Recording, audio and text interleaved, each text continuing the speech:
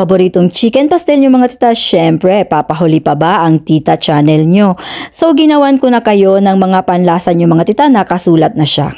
At ito ang pinaka main character natin mga tita, ang chicken breast. Chicken breast ang gamitin nyo mga tita kasi ito yung talaga yung bagay sa kanya.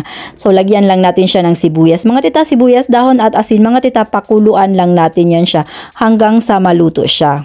At ito pala ang itsura ng mga powder na ginamit ko mga tita. Ito yung turmeric powder mga tita. Turmeric. Nahirapan ako sa pag-pronounce sa kanya. So ito yung yellow mga tita. Ito yung turmeric powder natin na gagamitin natin. At yung pula naman mga tita is yung cayenne powder natin. Yung cayenne powder natin mga tita is maanghang na yan siya mga tita, kapalit ng sili nyo. Kaya ingat-ingat kayo sa paglagay ha. At hinanda ko na rin yung mga ibang recados ko mga tita para hindi ako magahol sa oras ba. At yung chicken nyo pala mga tita, pakuluan nyo lang ng mga 10 minutes mga tita. Tapos after 10 minutes, patayin nyo yung apoy mga tita. Hayaan nyo siya ng 10 minutes dyan sa tubig niya mga tita. Tapos ihain nyo na siya. So, ganun yung paraan ng pag-boil ng chicken yung mga tita para hindi siya mag-dry ba. At gamit antong yung mga tita kahit mainit pa siya mga tita, paghiwalayin nyo ang chicken yung mga tita para magiging juicy siya. At pagkatapos nyo paghiwalayin ng tong mga tita, medyo malamig-lamig na siya, kaya na yan ang kamay nyo, promise maniwala kayo. Kaya gamit ang tinidor yung mga tita, ayan hihimayin natin siya ng maliliit ba para masarap siya. Pagkatapos mong himayin yung chicken mo mga tita, maglagay ka lang ng mantika sa kawali mo mga tita, dami-damihan mo ng onti ha. Tapos ilagay mo na agad yung sibuyas mo mga tita at sindihan mo na siya. Tapos isusutay lang natin siya mga tita hanggang sa mag-brown-brown siya ng onti ba. At lagyan natin ng asin mga tita, ganyan yung pampasarap sa iyong panlasa, secret yan. Diyan din sa puntong yan, ilagay natin yung cayenne powder, turmeric powder, at yung paprika powder natin mga tita. Oo, lulutuin muna natin siya mga tita para mas masarap talaga yung ating panlasa. Ganun ang pinakamatinding sikreto niya. Siyempre, lutuin natin ng mabuti yung sibuyas natin mga tita ha, bago natin ilagay yung chicken natin.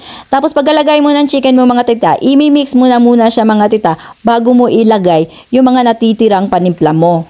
Pag nailagay mo na lahat ng mga recados mo dyan sa chicken mo mga tita, mix mo siyang mabuti mga tita at lutuin natin siya mga 30 seconds to 1 minute ba para manuot talaga yung lasa niya.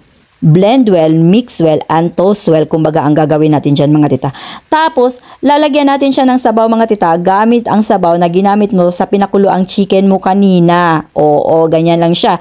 Tapos, hayaan natin siya mga tita na mawala-wala yung mga extra liquid niya mga tita hanggang sa maglapot-lapot na siya. At ito ang pinakamatinding pampasarap ko mga tita, ang fresh paprika mga tita. Mag-cut ka lang ng fresh paprika mga tita.